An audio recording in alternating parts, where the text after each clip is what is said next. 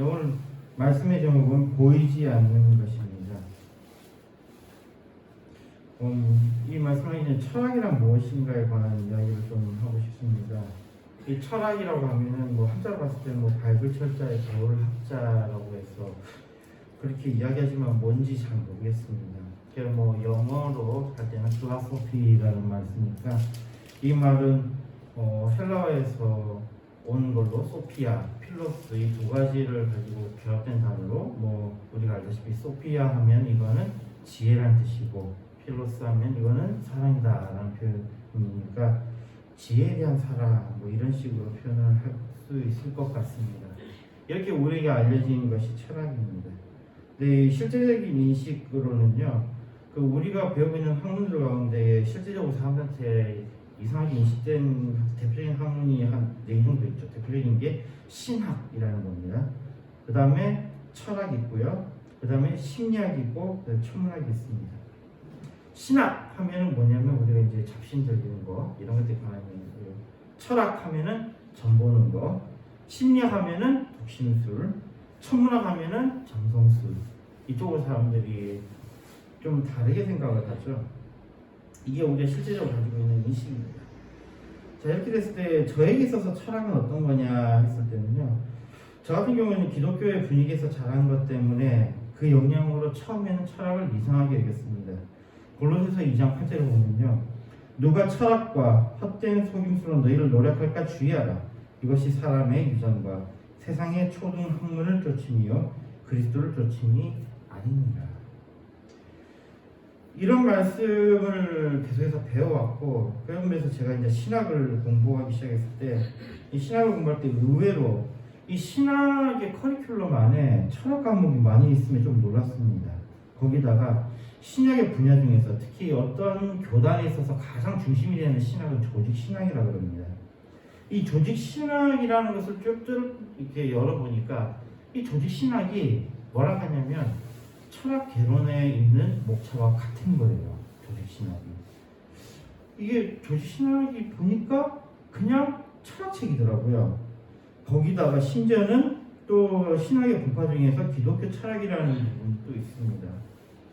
그러면서 아니 이 철학에 대해서 이렇게 성경에서는 부정적으로 이야기하는데 왜 이런 하나님을 아는 지식을 배우는 이 신학에서 이런 철학을 다룰까 하면서 굉장히 이상함을 느꼈습니다.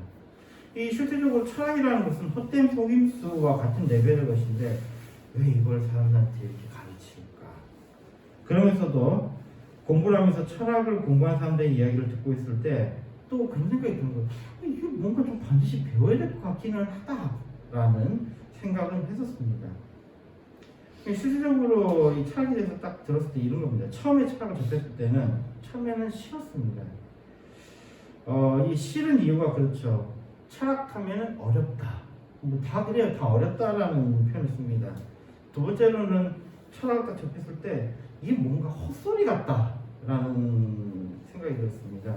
세 번째로는 철학을 했을 때 이게 과연 쓸모가 있을까 이런 생각을 했었습니다. 근데 어느 순간 제가 이것을 전공까지 하게 되었습니다. 왜 이렇게 됐을까요?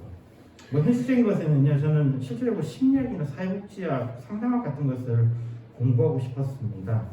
근데 여기 이런 것들을 배우기 위해서 여러 가지 기회를 잡으려고 했는데 받아주는 곳이 없었어요. 그러다 보니까 결국 받아주겠다는 데는 그래서 제일 마지막에 또 철학과에서 받아줬는데 또 계속해서 공부하면서 이것이 필요하다라는 것은 어렴풋이 알고 있었습니다. 아니 무슨 학문을 하기 위해서는 반드시 해야 된다라는 것에 대해서는 좀 어느 정도 생각이 있었습니다. 이것저것 공부했을 때 분명하게 확신이 생겼습니다. 철학을 안 하고는 공부를 계속 진행하는 것은 어렵겠다라는 생각은 있었습니다. 그래서 그 생각이 있었죠. 다음 기회에 내가 배우고 싶은 것을 배우고 지금은 철학이라도 해보자 라고 하면서 시작을 했었습니다. 물론 또 거기에 대한 기본 전제는 제가 평생 공부를 하면서 그런 삶을 살 거라고 생각을 했었습니다. 계속해서 제가 연구를 하고 거기에 대한 결과를 내고 이런 연구자의 삶을 살 거라고 생각을 했는데 지금은 그렇게 가진 않습니다. 그리고 실질적으로 제가 예전에 가졌던 그 모든 생각들이 많이 바뀌었어요. 그러면서도 철학에 대해서는 이런 생각이 있습니다. 내 인생에서 철학을 배우는 것은 정말로 잘한 일 중에 하나다라는 생각입니다. 그러면서 제가 처음에 가졌던 세 가지 불만에 대한 것이 하나하나 해소됐습니다. 첫 번째로 철학은 어렵다라는 것에 대한 질문은요. 철학은 어려운 것이 아닙니다. 그럼 왜 문제가 있었느냐? 문제는요. 철학을 가르치는 교수에게 문제가 있었고요. 문제는 철학을 알려주는 책에 문제가 있었어요. 철학은 어렵지 않습니다. 전달한 사람들이 엉망이었어요. 그러니까 뭐 철학을 아는 것처럼 이야기한 사람이 내가 이해할 수 없는 말을 한다 그러면 그 사람의 문제가 있는 거예요. 철학은 우리가 이해하기 어렵고 그런 고차원적인 문제가 아니었던 것입니다. 두 번째로 생각했던 것은 헛소리 같다였는데요. 헛소리 같다라는 건 결국은 위의 것과 같이 연결되어 있는데요. 그러니까 헛소리처럼 들렸던 것은 제가 모르기 때문이었던 거예요. 모르니까 그렇게 들었던 겁니다. 그리고 가장 그 중심 핵심은요. 철학의 핵심은 형이상학이라는 거거든요. 이 형이상학은 바로 보이지 않는 것을 다루는 학문입니다. 보이지 않는 것은 바로 오늘 말씀의 핵심이 될 겁니다. 보이지 않는 것을 다루는 것이 바로 철학이며 이 보이지 않는 것을 다룬다는 것 때문에 어렵게 느껴진다는 것입니다. 세 번째로는 어떤 쓸모가 있을까에 대한 이 답변인데요. 어떤 쓸모가 있을까? 철학을 모르면 학문을 못합니다. 모든 것이 기초라는 거예요. 이 세상에 어떤 학문도요. 이 철학 없이는 학문을 이룰 수가 없습니다. 서양의 학문이 가능했던 것은 바로 철학 때문입니다. 그래서 대부분의 학문들은요. 마지막에 받는 걸 우리는 박사학위라고 하지만 모든 박사학위가 뭐죠? 다 철학 박사입니다. 모든 박사학위가요. 이렇게 이야기하면 이제 아닌 게 몇 개가 있긴 있어요. 몇 개가 있긴 있는데 근데 사람들이 알고 있는 수학에서 박사를 받으면 뭘 받죠? PhD를 받는데 어디요? PhD in Mathematics죠. 만약에 물리학에서 박사를 받으면 물리학 박사가 뭐예요? Philosophy. 그러니까 그게 Doctor of Philosophy in Physics예요. 전부 다 철학 박사예요. 철학 박사인데 그 영역이 어디서 받는다고요? 물리학에서 받는다고요. 또는 리터처죠? 그 문학은요? 문학도 마찬가지죠. 전부 다 철학 박사 학위를 받습니다. 그리고 우리가 졸업식 할 때에 사강모를 쓰잖아요.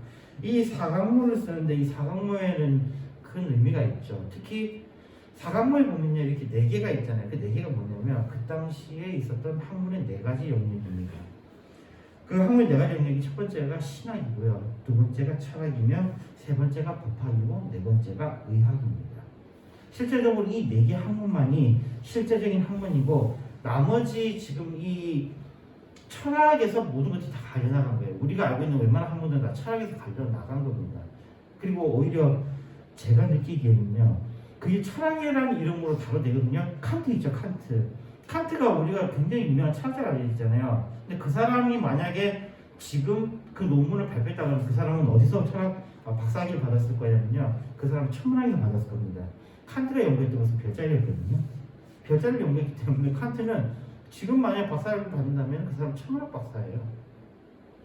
그 당시 사람들이 그렇습니다. 만약 데카르트가 받았다면 데카르트는 수학에서 받았을 겁니다. 그 사람들이 다 지금 우리에게 철학자가 알려져 있지만 그 사람은 철학이라는 것은 그런 영역이 없어요. 이 세상을 다루는 모든 학문은 다 철학에서 기인합니다. 그리고 실제적으로도요. 어떤 학문에서 시작을 하든지 간에 전부 다 보면 마지막에는 같은 이야기를 하게 돼요. 왜냐하면 원리가 같거든요.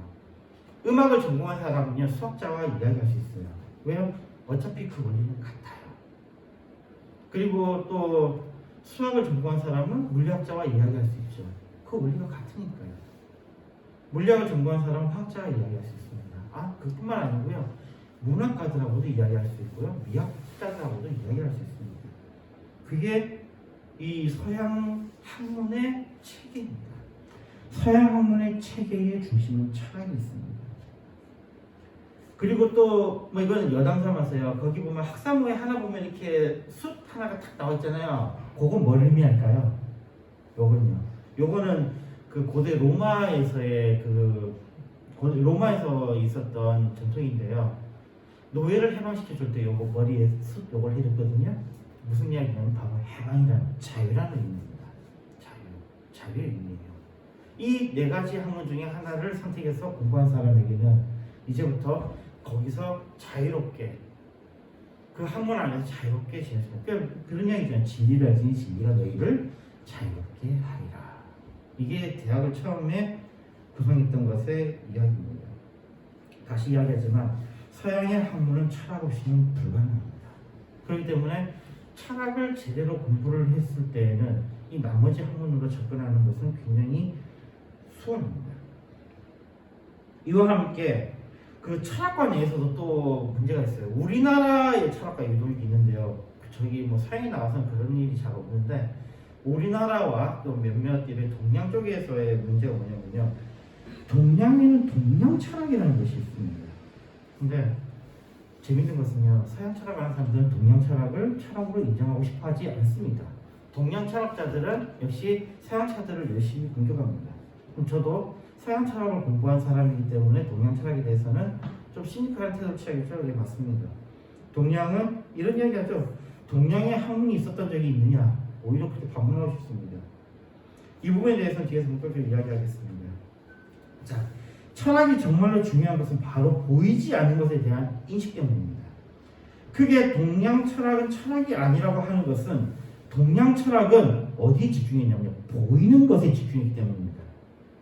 보이는 것에 집중했기 때문에 동양 철학은 철학이 아니라고 이야기하고 싶은 거예요.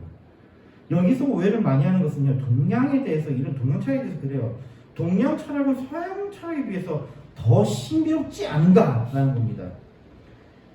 더 보이지 않는 것에 대해서 이야기하는 것이 동양 철학이지 않는가. 여기에 대한 이야기도 진행되는 이야기 속에서 좀 더 자세히 다뤄보겠습니다. 자, 이 현대사에 와서 문제가 되는 것 중에 하나는 물질 만능주의 시대입니다. 이 물질 만능의 시대를 연 것이 무엇인지 아십니까? 이것은 소위 말하는 유물주의 사상입니다. 이 사상은 특히 공산주의 사상에서 나왔다고 평가되며 이 공산주의 사상의 기본은 불교입니다. 더 엄밀하게는 중국을 통해서 변형된 불교에서 비롯된 것이 바로 이 물질만능주의라는 것입니다. 이 이야기에 동의하지 못할 사람들이 많은 것은 충분히 예상합니다. 뭐 여기에 동의하지 그렇지 않든 서양 철학의 전통이 기독교에 그 뿌리를 두고 있고 기독교는 믿음이 그 핵심입니다. 히브리서 11장 1절에 믿음은 바라는 것들의 실상이요 보지 못하는 것들의 증거니라고 말씀합니다. 기독교는 보이지 않는 것을 믿습니다. 그리고 그 보이지 않는 것이 실제임을 믿습니다.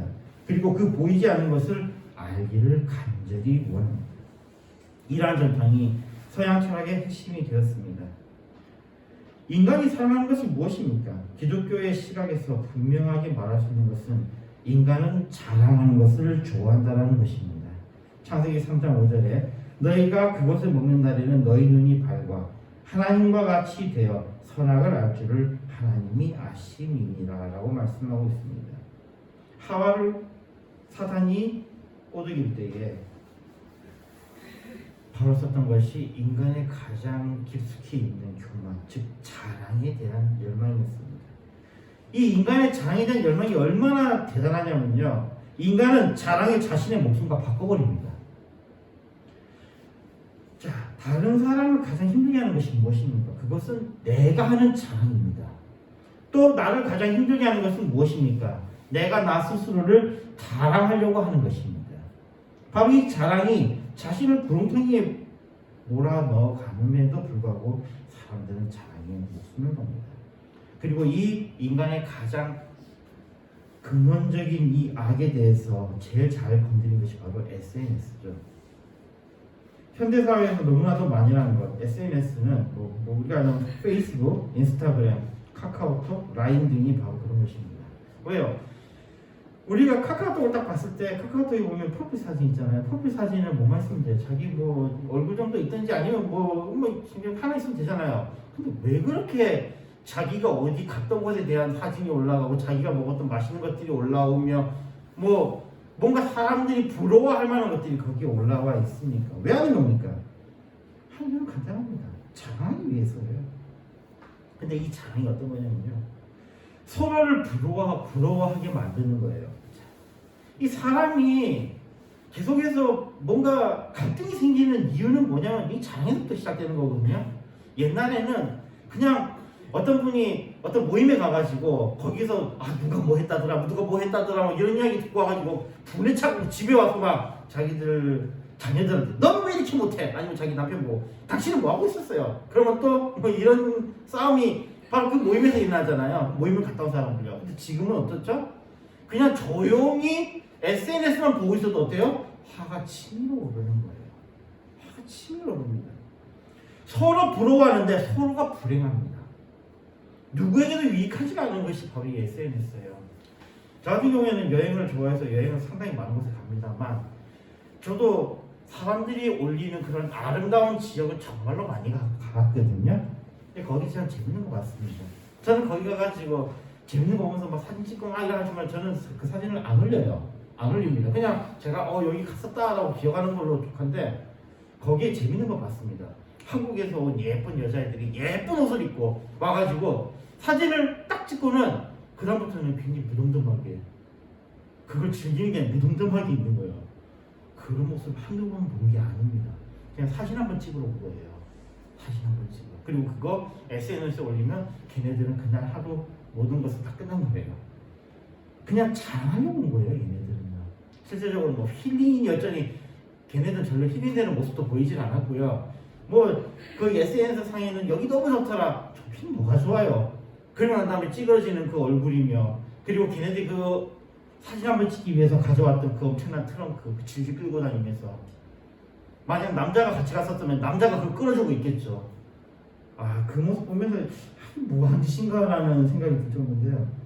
이 SNS라는 게 서로가 서로를 갉아먹는 정말로 나쁜 거예요. 그래서 많은 그 조언하는 사람들이 그 이야기하죠. 당장 네 헤드폰에서 페이스북 지워, 네 핸드폰에서 인스타그램 지워, 네 거기서 틱톡 지워. 그 이야기를 하는 겁니다. 그러면 실제적으로 이 SNS에 관한 이야기 좀 더 가보면요. 이 SNS를 만들어냈던 사상이 뭐냐? 바로 공산주의 사상이에요. 공산주의 사상이에요. 이게 왜 공산주의하고 이게 연관이 있죠? 그거에 대한 이게 앞으로 진행된 이야기 속에서 좀 풀어졌으면 좋겠습니다. 이 자랑이 뿌리는 바로 물질주의인데요. 이 물질주의라는 게 바로 유물론이죠. 유물론에 대해서 뭐 간단하게 말하면요. 뭐 100명이 말하면 다 다른 이야기 할 것이지만 간단하게 이야기하면 이러는 겁니다. 보이는 것과 보이지 않는 것이 있다면 유물론자들은 바로 이 보이는 것을 믿는 것입니다. 아니면 자신이 감각하는 것만 믿어요. 이 유물론이라는 거 영어로는 materialism이라고 그러죠. 또는 물질주의라고도 하는데요. 만물의 근원을 물질로 보고 모든 정신 현상도 물질의 작용이나 그 산물이라고 주장하는 이론입니다. 근데 이 materialism이라는 이 단어가 상당히 최근에 나온 단어예요. 상당히 최근에 나온 단어입니다. 그리고 이 최근에 이 단어가 나오기 바로 이전에 뭐가 있었냐면 공산주의가 있었어요. 바로 이전에 공산주의가 있었습니다. 자, 이 유물론과 공산주의가 그럼 어떤 관계가 있느냐 이건데요. 공산주의는 뭐 그 뿌리는 무조건 유물론입니다. 유물론과 연관된 사상이에요. 물질을 중시하기 때문에 이 공산주의는 뭘 첫 번째는 날려야 되냐면 신을 날려야 했어요. 공산주의자는 그래서 신을 거부합니다. 그러면서 이들은 바로 이 보이는 것에 집중하면서 이 보이는 것을 공정하게 또는 공평하게 나누겠다는 것이 바로 이 공산주의의 핵심 생각이거든요. 물론 제가 한 이야기는 논란의 여지가 많은 것이어서 뭐 극히 단순화시켜서 이야기한 것에 불과하지만 뭐 충분히 반박 가능한 부분도 있지만 큰 흐름으로 볼 때는 이 이야기가 맞습니다. 근데 이 공산주의가 나오기 전에 어떤 생각이 있었냐면 독일에는 관념론이라는 것이 있었습니다. 이 관념론, 이데알리즘, 독일어로는 이데알리스무스라고 하는 이 관념론은요. 실체 혹은 우리가 알 수 있는 실체는 근본적으로 정신으로 구성되어 있다 또는 비물질적인 것이다 라는 주장이었습니다. 그래서 이 뭐 관념론에 관한 가장 웃긴 이야기는 이거예요. 이 앞에 컵이 있으면 이 컵은 진짜 컵이 있는 게 아니고 뭐예요? 내 정신이 이 컵을 만들어낸 것이다, 구성한 것이다 라는 그런 그 이야기를 하거든요. 그러면 아니 나도 컵을 보고 너도 컵을 보고 다 컵을 보는데 그게 뭐예요? 공동의 관념이에요. 공동의 관념. 그러니까 이러면서 절대인식까지 올라가는 거예요. 이런 구조를 가지고 있었는데 이 관념론을 주장하던 철학자들이 뭘 만나냐? 바로 불교를 만납니다. 그 당시에 동양하고의 연결되면서 불교를 만나면서 불교를 비롯한 동양의 사상가들을 그들을 책으로 또는 경험으로 또는 직접적으로 만나면서 수용하기 시작합니다. 그러면서 만들어진 것이 바로 유물론이에요. 바로 유물론입니다. 아, 이거 불교가 어떻게 유물론하고 연결이 되죠? 바로 이 부분에 대한 설명이 오늘의 가장 핵심인데요. 동양 철학과 유물론이 무슨 관계가 있는가에 대한 질문, 이게 오늘 잘 설명이 되면 아마 여기에 대한 문제가 해소가 되지 않을까 싶습니다. 일단은 굉장히 단순화시키겠습니다. 굉장히 단순화시켜서 동양과 서양을 구분할 때, 물론 분명히 이건 너무 단순화시킨 겁니다. 구분할 때에 동양은 농경사회로 이야기하면 되는 거고요. 서양은 상업주의로 설명하면 될 것 같습니다. 소위 동양처럼 그 기반이 농경사회입니다. 이 농경사회라는 것은요, 정말 복받은 자들에게 주어진 거예요. 땅을 일구어서 거기서 나는 곡식으로도 충분히 살 수 있는 것. 이건 정말 복받은 자들이거든요. 땅을 일궈도 아무것도 안 나는 곳이 한두 군데가 아니잖아요. 특히 우리나라를 비롯해서 이 동북, 아니 이쪽에 이 아시아 지역은요, 벼농사가 가능한 곳이에요. 벼농사가 가능해지려면 뭐가 있어야 돼요? 반드시 비가 많이 와야 되거든요. 이 세계에서도 봤을 때 벼농사 하는 지역과 그다음 밀농사 하는 지역이 나뉘잖아요. 근데 비가 많이 오는 지역은 뭐예요? 벼농사를 하고요. 그리고 왜 벼농사를 합니까? 쌀이요. 진짜 이게 굉장히 좋은 음식인 게요. 쌀은 그 안에 많은 단백질을 포함하고 있어요. 그래서 사실은 쌀밥만 먹어도 굉장히 힘을 낼 수 있습니다. 밀을 먹는 거하고 달라요. 밀 같은 경우에는 훨씬 탄수화물이 많지만 쌀은 그렇지 않거든요. 쌀을 먹은 사람들이 힘이 세요. 실제적으로도. 그러니까 더 열심히 일할 수 있고요. 쌀이 굉장히 좋은 음식입니다. 그 쌀을 먹을 수 있는 지역 사람들은 정말 복받은 사람들이에요. 이거보다 비가 안 오는 지역은 뭘 먹습니까? 밀을 먹어요. 근데 이거보다 더 안 되는 데는 뭘 먹습니까? 옥수수를 먹죠. 대표적인 옥수수 먹는 나라? 미국이 그렇습니다. 미국이 대표적으로 옥수수 먹는 나라죠. 뭘 해도 옥수수로. 그렇게 축복받은 자들인데요. 그러니까 이 축복받은 사람들이 바로 이 풍요이기 때문에 사실은 또 저주받은 거예요.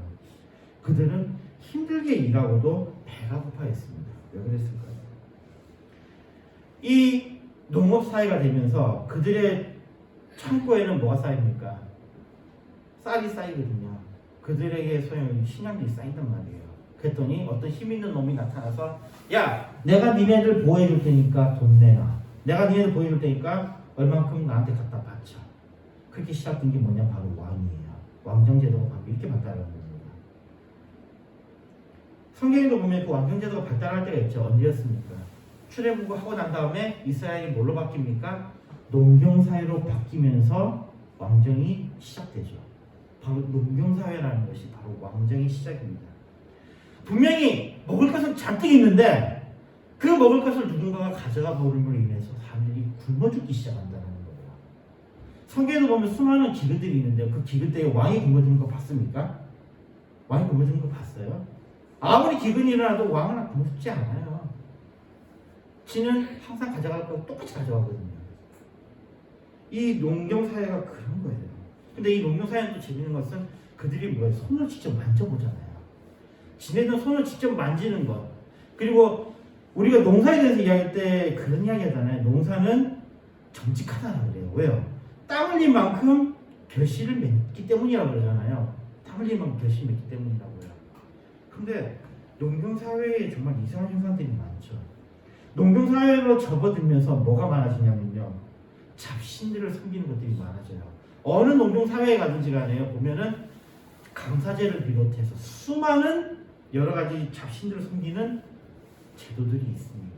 우리나라도 뭐예요? 설날 추석에 거기 제사 지내죠. 또 조상에게 제사 지내죠. 무슨 제사하죠. 그다음뿐만 아니라 뭐 여러 수많은 무당들과 많은 것들이 있어요. 그 무당의 최고방에는 왕이 있죠. 왜 이런 일을 할까요? 그거예요. 사람들에게 그 일을 시켜놓고 자기는 항상 가져갈 걸 가져가는 거예요. 사람들은 얼마 안 되는 그분이 자기의 몫을 조금이라도 더 하기 위해서 자신의 힘이 아닌 신에게 기도하는 이상한 형태가 만들어진 거죠. 이게 농경사회의 모습입니다. 그러니까 농경사회에 있는 사람들은 일단은 뭘 안 믿냐면은 보이지 않는 책에 대해서 믿지 않아요. 그리고 이들이 믿는 신조차도 어떤 신이에요? 당장 자기들에게 복을 갖다 주는 신만 믿어요. 이게 농경사회의 모습입니다. 손에 잡히는 곡물, 눈에 보이는 땅. 그러다 보니까 우리나라 사람들은 땅에 굉장히 집착하지, 부동산에 집착합니다. 눈에 보이는 것에 집착하는 거예요. 그 전통이에요. 그 다음에 들리는 가축 소리, 바로 여기에 집착하는 겁니다. 이러한 것들이 그들의 생각에 유물론을 심는 거예요. 그러니 어떤 사상이 와도 이 땅에 오면 전부 다 뭘로 바뀌냐면 유물론으로 바뀝니다. 이 땅에 뭐가 와도 다 유물론으로 바뀌어요. 아이러니하게도 손에 잡히는 것을 탐하는 그들은 더 많은 것을 탐했기 때문에 그들은 보이지 않는 신을 자꾸 숭배합니다. 그러다 보니까 이 농경에 관련된 것들은요, 예를 들어 가장 중요한 게 뭐예요? 아까 농사할 때 제일 중요한 게 비라 그랬잖아요. 물이라 그랬잖아요. 그러니까는 계속해서 기후제, 비가 내리는 것에 대한 그 기후제를 지내고, 그 다음 또 중요한 게 뭐 태양이잖아요. 그러니까 농사하는 것들은 전부 다 뭐예요? 중요한 것이 다 태양이 박혀 있어요. 일본도 중간에 뭐가 박혀 있죠? 태양이 박혀 있죠. 그리고 일본이라는 말 자체가 뭐예요? 태양이죠. 이 농사의 끝판왕인 거예요. 그 동네는. 우리나라는 어떻습니까? 우리나라는 마찬가지예요. 이 농사하는 거, 이 전부 태양신을 섬기는 형태로 가는 거예요. 그리고 이런 것은 어느 나라보다도 제사가 굉장히 많습니다. 보이지 않는 하나님의 법칙을 인식하기엔 그들은 너무나 풍족했습니다. 그들이 너무 풍족했기 때문에요. 그들은 하나님을 알 수가 없었어요. 그리고 하나님을 찾기에는 너무나도 그들은 탐욕적이었습니다. 이 모습을 우리는 성경에서도 만나잖아요. 이스라엘 백성들이 언제 타락했습니까? 이스라엘 백성들이 전체적으로 타락했던 때 언제입니까? 바로 그들이 풍족할 때, 즉 왕정 때입니다. 아브라함 시대 때 이들이 전체적으로 죄지는 거 봤습니까? 그들이 족장 시대 때 이러는 거 봤어요? 아니잖아요. 언제부터입니까? 이들이 농사를 하기 시작할 때부터입니다. 그들의 타락이 바로 여기서부터 시작되는 거예요. 그러니까 농사의 시기로 들어가기 전에 이들에게 필요한 것이 바로 율법이었던 거예요. 그전에 율법이 그렇게 크게 필요하지 않았는데 이제는 율법이 필요하게 됐던 겁니다. 그들에게. 반면에 서양 철학은 주로 상업적으로 발달했습니다. 상업에 있어서 가장 중요한 것은 신뢰예요. 신뢰. 즉 믿음입니다. 보이지 않는 것은 믿음으로 나아가는 것이죠. 자, 이 보이지 않는 게 얼마나 웃긴 건지 압니까? 자, 보세요. 얘네들은 조개 껍데기를 가져와가지고는 이걸 화폐라고 해요. 근데 어떻게 했습니까? 그걸 믿고 거래를 했다는 거예요. 보이지 않는 어떤 것을 그 조개에다가 했는데 그 사람들이 믿었다는 거예요. 지금 우리도 그래요. 자, 우리가 지금 돈이라고 하는 건 뭡니까? 종이 쪼가리잖아요. 근데 우리는 그 종이 쪼가리를 화폐라고 지금 믿고 있습니다. 심지어는요, 그냥 내가 돈을 얼마 빌려갖다 써준 거, 뭐죠? 어음을 믿어요. 이 모든 것들이 어떻게 발달하는 겁니까? 바로 상업체계를 발달하는데요. 이들이 이렇게 할 수 있었던 것은 바로 보이지 않는 것을 믿기 때문입니다. 보이지 않는 것을 믿기 때문이에요. 이러한 체계는 보이지 않는 것들을 중심으로 합니다. 이러한 체계들을 유지하기 위해 또 하나의 보이지 않는 것, 그들은 법률을 만들었습니다. 그래서 아까 이야기했죠? 신학 있고 그 옆에 철학 있고 그리고 뭐가 만들어지는 거예요? 법학이 만들어지는 거예요. 그리고 이것을 활동하는 인간들이 병이 드니까 그것도 다시 돌리는 거예요. 의학이. 이렇게 네 개의 사고가 만들어지는 것입니다. 이러한 것이 가능한 것은 원리에 대한 탐구에서 기인합니다. 자, 그러면 다시 형이상에 관한 이야기 합시다. 형이상은 뭐에 집중하냐면요, 이 세상을 계속 바라봐요. 이 세상을 바라보는데 이 세상의 것들이 계속 변하는 것을 봅니다.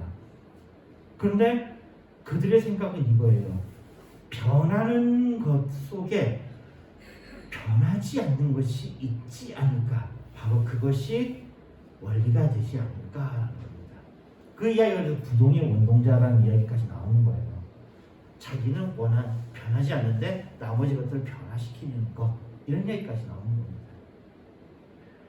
사람이 우리 커가자 어떤 A라는 사람이 있을 때 A라는 사람이 어렸을 때는 이 모습이고 근데 모습은 계속 변해가잖아. 근데 우리가 그 사람을 계속해서 A라고 부를 수 있는 이유가 있을 거예요. 그게 바로 그 사람의 본질이라는 겁니다. 나 자신에 대해서도 생각할 수 있잖아요. 내가 계속해서 나 자신일 수 있는 거는 어디에 있는 거예요? 나는 계속 변해가는데요.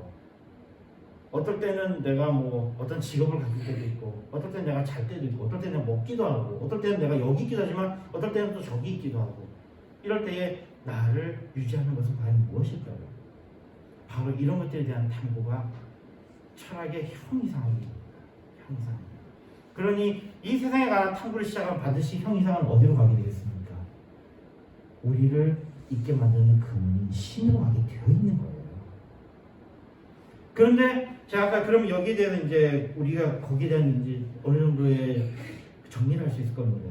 현대 와서 왜 그렇게 물질만능주의 시대가 됐을까요? 왜 현대 와서 틱톡이 잘 되고 인스타그램이 잘 되고 왜 그럴까요? 현대 사람들은 어떤 의식이 굉장히 약해져 있죠? 신에 대한 의식이 약해져 있죠. 그럼 현대 사람들은 뭐를 중심적으로 한다는 이야기죠? 바로 유물론에 집착하고 있다는 거예요. 그러니까요. 지금 우리가 민주주의에 살고 있잖아요. 우리가 민주주의에 살고 있는데 우리의 체계는 공산주의 체계를 많이 도입해 놨습니다. 그걸 뭐라 그랬냐면 수동 자본주의라는 이상한 체계를 만들어 놓은 거예요. 물론 이상할 수도 있고 더 나은 것일 수도 있고요. 왜 우리가 하는 건 자본주의 체계로 왔을 때에는 자본주의 체계는 그냥 그 자본을 낸 사람이 가져가면 되는 거잖아요. 근데 우리는 세금이라는 것을 만들어서 왕창 걷어가서 없는 사람한테 나눠주잖아요. 이건 공산주의의 사상이잖아요. 왜 이런 것들을 가지고 들어왔느냐 할 때 바로 근대에 넘어 현대에 넘어와서는요. 바로 이 불교를 비롯한 동양의 사상들이 철학에 옮겨 타면서 철학에서 더 이상 뭘 하지 않냐면요. 형이상, 즉 하나님에 대한 탐구를 하지 않아요. 신에 대한 탐구를 안 하려고 하는 그런 경향하는 사람들이 많이 늘어나고 있다는 겁니다. 서양의 모든 학문은 이러한 철학의 전통에 그 기반을 두고 발전했습니다. 그들은 로고스를 탐구하는 데 집중했고요. 이 로고스는 학문을 발전시켰고 인간에게 혁신을 안겨주었습니다. 많은 사람들은 부유하게 했고 많은 사람들을 기아에서 구했으며 많은 사람들을 질병에서 구했습니다. 그것이 바로 로고스입니다. 더 나아가 요한복음 1장 1절에 태초에 말씀이 계시니라 이 말씀이 하나님과 함께 계셨으니 이 말씀은 곧 하나님이시니라. 자, 이 말씀을 헬라어로 보면 이렇게 되어 있습니다. Anarche and horogos kai horogos and proston theon kai theos and horogos 이렇게 되어 있습니다. logos 즉 보이지 않는 것에 집중하는 것은 이 세상의 최고의 로고스 예수 그리스도를 알게 하며 근본적인 문제에서도 우리를 벗어나게 했다는 것입니다. 이 예수 그리스도가 우리가 가지고 있는 근본적인 문제마저도 해결했다는 것입니다. 로고스인 예수 그리스도가 우리의 삶을 바꿀 수 있게 했고 우리의 삶을 바꾸다는 것입니다.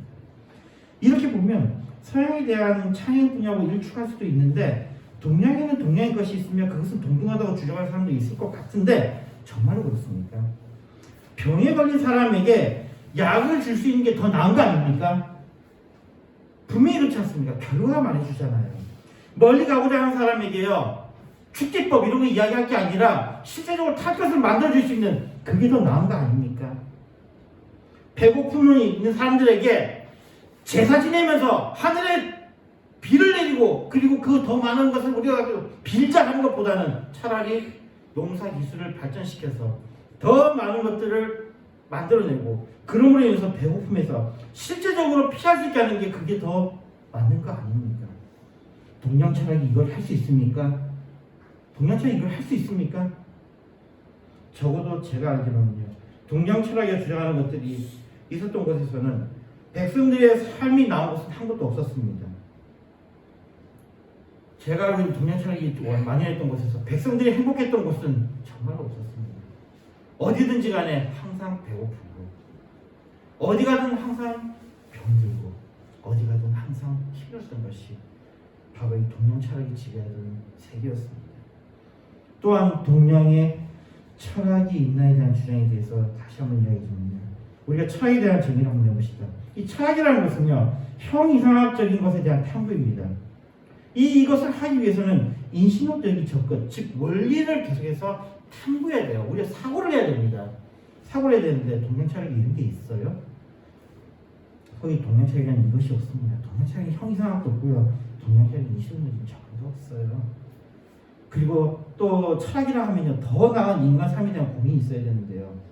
동명철학이 있었던 것은요, 얍삽하게 지금의 삶에 만족하라는 개소리를 하고 있습니다. 배고파 죽어가는 사람에게 그냥 너에게 주어진 이 삶을 받아들여, 이따위 이야기하고 있는 게 동명철학이에요. 인간의 존엄에 대한 논의를 하는 것이 철학인데요, 동명철학이 인간의 존엄에 관한 이야기가 있습니까? 맨날 그냥 운명을 따라야 된다, 이런 이야기를 하고 있죠. 이런 이야기를 하는 것은요, 너무 보이는 것에 집중함으로 인한 것에 대해서 반대의 것에 대한 이야기를 하는 것입니다. 솔직히 그냥 과장되게 이야기함으로 명확하게 인식하려 하는 의도도 있습니다. 왜냐하면 말한 것은 정말 일부분에 불과하며 이러한 이야기를 위해서 부분의 것을 취사 선택한 것에 불과하기 때문입니다. 그럼에도 우리의 시대는 남의 것을 부러워함으로 내가 불행한 시대가 되어가고 있는 것 같습니다. 많은 사람들은 행복한 모습만 보이고 싶어합니다. 즉 자랑하기를 간절히 원합니다. 한 번은 이런 이야기를 들었습니다. 많은 사람들은 자신이 성공했다고 하는 사람들의 성공의 비결을 자주 묻습니다. 저도 유튜브 보다 보면 상당히 그런 이야기를 많이 하더라고요. 어떤 집단에서요, 두드러진 실적을 올린 사람이 있었습니다. 일반적으로 이 어떤 계약을 성사시키는데, 이 한 건의 계약을 성사시키는 데 어려운데 이 사람은 3건의 계약을 성사시켰어요. 사람들이 그러죠. 이 사람 뭔가 있다. 주변 사람들이 이 사람에게 찾아가가지고요, 도대체 그 비결이 뭐냐고. 우리는 지금 한 건의 계약도 지금 성사시키기 일이 어려운데 당신은 어떻게 해서 3건이나 계약을 성사시켰냐고. 그랬더니 이 사람이 하는 이야기가 굉장히 어이없는 대답을 했어요. 마치 주변 사람들은 자신만의 비결이 있을 거라고 믿고 물었습니다. 마치 여행의 신에게 제사를 지내듯이 그들이 물었죠. 그러나 그 성과를 냈던 사람의 대답은 누구였습니다. 이야기하는 거예요. 제가 이 3건의 계약을 성사시키기 위해서 20건의 계약을 실패했습니다. 그냥 많이 했던 거예요. 열심히 했던 겁니다. 너무 간단하지 않아요? 너무 간단하죠. 많이 계약을 성사시키고 싶으면 더 많이 실패하면 됩니다. 근데 우리는 실패할 생각을 하질 않아요. 전에 제가 학원에 같이 다녔던 분이 있는데요, 마침 제가 아는 곳에 이분이 영업을 오셨더라고요. 근데 제가 거기서 제 눈을 봤어요. 거기 있던 좀 높으신 분, 물론 별건 아닌데 그 높으신 분이 와가지고 이 사람을 막 소리를 치면서 나가라고 막 이러면서 문지박대하는 걸 봤습니다. 그러면 저도 당황을 했죠. 근데 그 사람이 이제 저를 딱 보다가 마침 제가 거기 있으니까 이러면서 차나 한잔 하자고 이런저런 이야기를 또 나눴습니다. 근데 제가 그래서 이런 일 당하시면 힘들지 않으세요? 했더니 한 이야기가 이런 일은 엄청 많다고, 이렇게 일하는 거라고 아주 자연스럽게 이야기하시더라고요. 근데 저도 몰랐는데 이분이 그 보니까 어떤 사업체 대표더라고요. 사업체 대표고 그 사업이 굉장히 큰 사업체더라고요. 거기서 제가 그 이분을 문제박대했던 그 사람은 이분이 그런 사람인지 몰랐을 거예요. 아마 알았으면 그렇게 하지 않았을 겁니다. 자기보다 훨씬 더 많은 돈을 버는 사람이었더라고요. 참 그래요. 뭔가 우리가 보기에는 실패하는 사람이 그 사람은 굉장히 초라해 보이는데 그게 아니라는 거예요. 바로 그 실패가 그 사람을 만들어내는 겁니다. 실적을 많이 올린 사람의 비결은 바로 실패였습니다. 사람들은 보통 영광의 것만 이야기하는데요, 그러면서 힘든 것은 이야기하지 않습니다.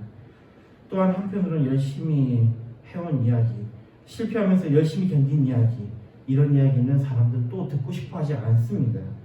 고난의 골짜기를 지나는 모습 뒤에 영광의 면류관이 있을지인데 이 고난의 골짜기는 보기 싫어합니다. 행복한 모습만 보이고 싶어하는 것 같습니다. 심지어 자신에게도 눈물의 골짜기를 숨기고 찬란한 상태만을 누리는 모습을 보이고 싶어합니다. 이러한 모습을 보이는 것에 집중하는 것, 이러다 보니까 모두가 불행해지는 것입니다. 인터넷이 발달하고 SNS가 발달하면 더 불행합니다. 우리나라가 그 세계의 그 통계에 보면요, 불행 지수가 굉장히 높죠. 왜 우리나라가 불행 지수가 높은지 아세요? 왜 우리나라 불행 지수가 높을까요? 그건 바로 우리나라가 문맹률이 낮기 때문입니다. 우리나라 사람들은 다 웬만하면 다 글을 읽을 수 있거든요. 그렇기 때문에 우리나라 사람들은 다 볼 수 있어요. 계속 불행해지는 겁니다. 더 많이 불행하다고 생각되는 거예요. 그러면 다른 나라는 왜 낮을까요? 글을 못 읽는 사람들이 많아서 그래요. 글을 못 읽는 사람들이 많아서 그래요. 그러니까 그 무슨 이야기냐면 우리나라만 유독 그런 게 아니고 전 세계 사람들이 똑같다는 거예요. 무슨 어떤 부분에서요? 남이 자랑하면 배가 아픕니다. 전 세계가 다 똑같아요. 남이 자랑하면 자기는 불행해져요. 그리고 내가 자랑하고 싶어해집니다. 근데 내가 만약 자랑하면 어떻게 되죠? 내 옆에 사람이 불행해져요. 그러고 왜 사람이 자꾸 그런 서로에게 고문을 하는 걸까요? 모두가 노력해버리면은 사실 그래요. 모두가 같은 곳에서 같이 노력해버리면 그것은 그 가치가 떨어집니다. 가치가 떨어져요. 왜 그런 거 있잖아요. 많은 음식점들이 있는데 이 집이 조금 더 맛있어요. 물론 유명세까지 있어요. 근데 우리가 막 2시간, 3시간 기다려서 그 음식을 먹었어요. 진짜로 그 음식이 2시간, 3시간 기다리면서 먹을 만한 음식이었던가요? 한번 기억해보면 안 있는 것이 많았을 겁니다. 그런데도 왜 그렇습니까? 사람들이 거기에 같은 것을 가지고 경쟁하니까 그런 거예요. 지금 그런 상황을 자꾸 만들어내는 것이 SNS에서 계속 그런 상황을 만들어내고 있습니다. 어디 맛집 포인트 잡혀 찍어주면 사람들 그곳에 몰리니까 사람들 거기서 기다려서 먹어야 되는 거예요. 실제로 먹어보면 그럴 것이 아닌데 모두가 상향 평준화되어 있는 그런 모습입니다. 근데 저 같은 이 멍청한 생각, 이 보이는 것에 주목을 가진 사람들이 있음을 확인하면 또 거기에 대해서는 내가 이게 아닌 걸 아는데 다른 사람도 이거를 하고 있는 것을 제가 확인하잖아요. 그러면 제 생각도 이제는 기울어지는 거예요. 최근 들어서 왜 그렇게 사람들이 정치에 대해서 헛소리를 많이 하는지 아세요? 그 헛소리하는 사람은 자기가 확인했기 때문이에요. 뭘 통해서요? SS를 통해서요. 왜요? 카톡에 보면은 누구 뭐 구속해야 됩니다라고 뭐 문자 보내잖아요. 근데 왜 그렇게 자신있게 보내겠어요? SNS에서 자기같이 엉뚱한 생각 가지고 있는 사람을 봤기 때문에 아 세상이 이렇게 돌아가는 거구나 라고 자기가 스스로 속는 거예요. 그러니까 그런 문자를 보내는 거예요. SNS가 그 역할을 하는 거죠. 이걸 확증 편향이라고 합니다. 자기가 잘못된 방향을 갔는데 그 잘못된 방향을 가는 사람들을 한 사람 자기가 확인하면서 어떻게 된 거예요? 이게 진짜구나 라고 생각하고 계속하는 거예요. 심지어는 유튜브의 알고리즘도 그렇게 작동하잖아요. 어떤 사람이 확정된 편향을 가지고 가면 계속 그쪽으로만 계속 몰고 가는 거예요. 계속 그쪽으로 몰고 갑니다. 많은 사람들이 속고 있습니다. 또 자신도 거기에 속습니다. 오늘 본문의 고린도후서 4장 18절에 우리가 주목하는 것은 보이는 것이 아니요 보이지 않는 것이니 보이는 것은 잠깐이요 보이지 않는 것은 영원합니다 라는 말씀이 있습니다. 우리 그리스도인들은 보이지 않는 것을 믿음으로 보며 그 세계가 영원한 세계임을 알기에 보이지 않는 하나님께 소망을 두며 지금은 보이지 않는 예수 그리스도를 믿습니다. 우리 그리스도인들은 잠깐인 보이는 것에 집중하는 어리석은 자가 되지 않기를 바랍니다. 이야기를 위해서 동양 철학과 서양 철학을 끌어들였습니다만 이것은 너무도 왜곡된 견해인 것은 일부 인정합니다. 그럼에도 이것은 분명히 하고 싶은데 보이지 않는 것을 주목한 나라는 선진국이 되었고 강대국이 되었습니다. 아까 동양 이야기를 했는데요. 동양의 전통을 벗어난 나라가 있죠. 그리고 강대국이 된 나라, 대표적인 나라가 일본입니다. 그리고 또 대표적인 나라가 한국입니다. 대한민국입니다. 이 나라들은 선진국이 되었습니다. 이 두 나라의 특징은요. 신뢰와 믿음을 굉장히 중시합니다. 이 두 나라는 이전에는 어떤 나라였는지 아닙니까? 일본이라는 나라요. 세계에서 가장 게으른 나라 중에 하나였습니다. 둘째 나라가 서러운 나라였어요. 근데 그 나라가 메이지 유신을 지나면서 바뀌었습니다. 우리에게 지금 기억되는 일본 사람들은 굉장히 정직한 사람들이고 굉장히 약속을 잘 지키는 사람들입니다. 또 우리는 그런 일본을 비롯해서 또 세계를 우리는 배웠습니다. 대한민국이 이제는 세계에서 정직한 나라이며 약속을 잘 지키는 나라로 또한 그렇게 발돋움했습니다. 바로 그것이 우리로 하여금 선진국이 되고 강대국이 되는 겁니다. 즉 우리가 보이지 않는 것에 집중했을 때에 우리가 강해질 수 있었다는 것입니다. 보이지 않는 것을 주목했던 사람들은 열심히 연구하고 열심히 일하며 더 나은 업적을 이룬 것은 우리는 잘 압니다. 무엇보다도 보이지 않는 소망, 구원의 소망을 가진 자들의 인생 성공 스토리를 우리는 성경을 통해서 만나며 또한 역사를 통해서 만납니다. 보이는 것에 집착함으로 불행 속에 살지 않기를 소망합니다. 비교의 늪에서 벗어나기를 소망하며 자신을 비하하면서 벗어나기를 소망합니다. 보이는 것에 집중함으로 주변 사람들을 괴롭게 하는 자가 되지 않기를 바라며 보이는 것에 집중함으로 자신을 괴롭게 하는 자가 되지 않기를 바랍니다. 말씀 맺겠습니다. 우리는 세상에 살면서 다양한 견해를 가지고 판단합니다. 더욱더 복잡한 사회가 되고 더욱더 힘든 세상 삶에서 열린 사고, 다양한 견해의 수용 등이 도움이 된다고 말합니다. 그러나 믿는 자는 여기에 반대하기를 바랍니다. 진리는 진리이며 거짓은 거짓입니다. 진리는 우리를 생명으로 인도할 것이며 거짓은 우리를 패망으로 인도할 것입니다. 보이는 것은 쉽게 우리를 속입니다. 이런 보이는 것을 믿는 자들은 그것에 속기도 하고 자신의 것도 아닌 보이는 것을 손에 넣어서는 그 너머의 것을 욕망함으로 공동체를 훼손하고 자연을 파괴합니다. 또한 스스로 노력할 생각을 하지 않고 거짓된 신에게 빌며 거짓된 자들에게 더 많은 것을 가지도록 빕니다. 그리고 자신도 주변 사람들도 주변의 환경도 자연도 불행으로 이룹니다. 보이는 것을 믿는 자들은 정말로 이상하게 보이지 않는 거짓신에 빠지는 경향이 있습니다. 믿는 자들은 보이지 않는 것에 주목하며 그것을 믿기 때문에 보이지 않는 것을 믿는 사람들은 노력하며 연구하며 열심히 일합니다.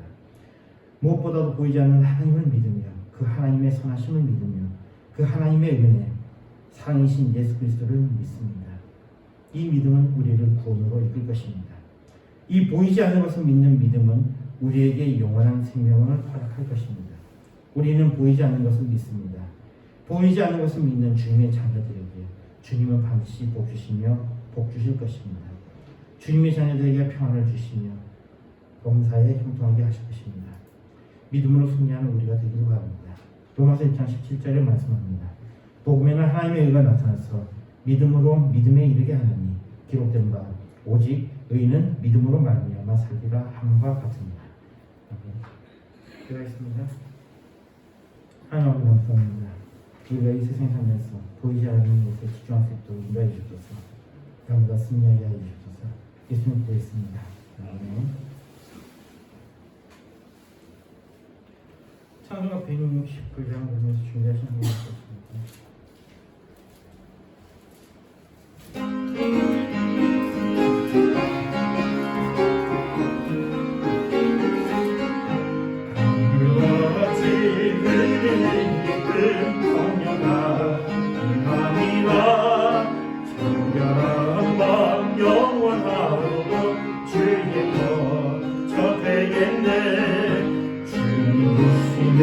잠든 평화가 내 몸속에 넘치네.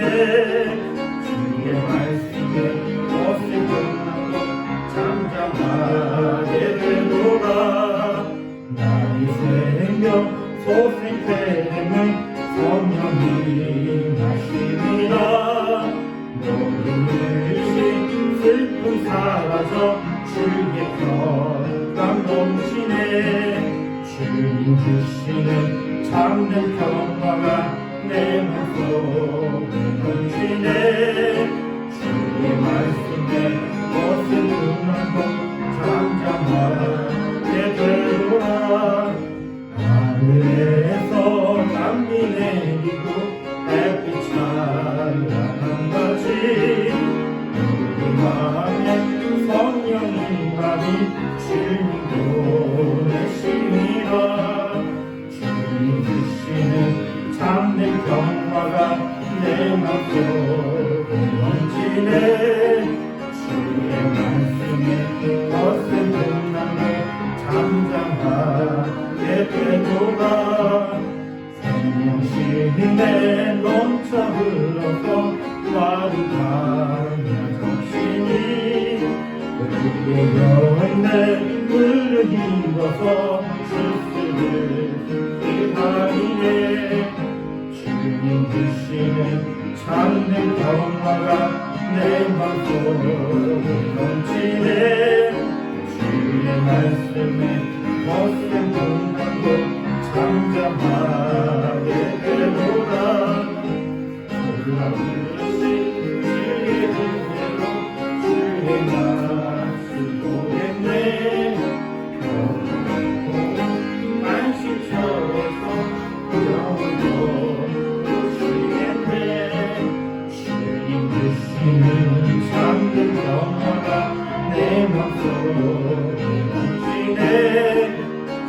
주의 말씀에 거센 불만도 잠잠하게 되도다. 하나님이 되셨습니다.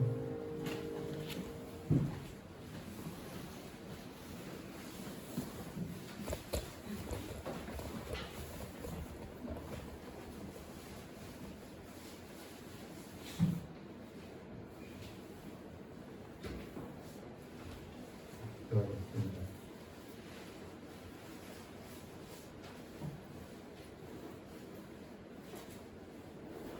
하기는 부모님, 실수했습니다. 감사했습니다. 감사합니다. 영세 감사합니다. 상수 감사합니다. 건강의 중요성과 아픈 것을 하나하나 깨닫게 하시고 준비해 주시니 감사합니다. 감사합니다. 시험해주시니 감사합니다. 좋으신 하나님은 저희들에게 복되고 귀한 날을 주시고 우리는 보이지 않는 하나님을 믿으며 예수를 구주로 믿는 믿음 안에서 삽니다. 이 믿음으로 승리하게 하시고 우리 인생의 문제가 해결되는 놀라운 역사를 이루도록 하나님 말씀 따라 사는 저들에게 기억하도록 도와주옵소서. 11주로 감사로 주의 영광을 드렸습니다. 드린 손길에 우리 하나님 복의 복을 다하여 주시고 하는 일이 주 안에서 형통케 하여 주옵소서. 이 영을 쓰여지는 곳에 하나님 나라가 확장되게 하시고 하나님의 나라가 태워지는 놀라운 역사가 일어나도록 주의 성령께서 친히 역사하여 주옵소서. 예수님의 이름으로 기도드리옵나이다. 아멘. 짠노가 3장입니다.